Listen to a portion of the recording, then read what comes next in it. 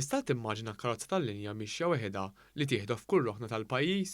Din mhix xi ħolma, iżda ħsieb li jista' jsir realtà iżjed il quddiem permezz ta' kollaborazzjoni bejn Transport Malta u l-Università ta' Malta. Fil-fatt, dawn it-tnejn se jwettqu riċerka dwar il-kunċett ta' karozza tal-linja awtonoma. Dan il-proġett mistenni jipprovdi opportunitajiet differenti ta' riċerka dwar vetturi ta' trasport pubbliku li jsuqu weħedhom f'postijiet magħżula. F'konferenza tal-aħbarijiet ġie spjegat li b'dan il-proġett jista' jiġi eliminat l-iżball uman li jwassal għal aktar minn 90% tal-inċidenti ta' traffiku.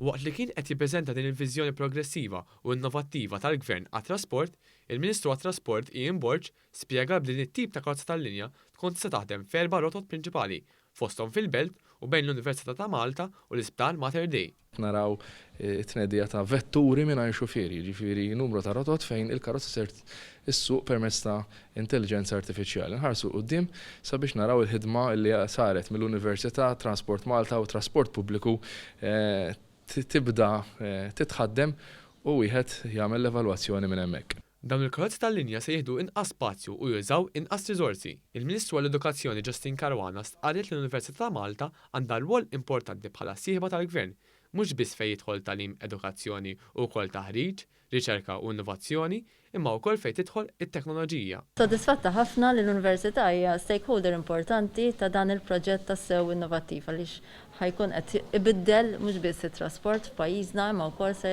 jkollu impatt fuq livell soċjali, fuq livell komunitarju u anke fuq livell ukoll fejn jidħlu l-miri ambjentali. B'aktar minn 300 karozza li bħalissa qed jintużaw madwar id-dinja, il-karozzi tal-linja awtonomi joffru mezz ta' trasport sigur. F'dan il-kuntest, ir-rettur tal-Università ta' Malta, il-Professur Alfred Vella, spjega li dan il-proġett huwa ta' interess kbir fejn l-intelligenza artifiċjali tkompli twassal għal emissjonijiet inqas fl-arja.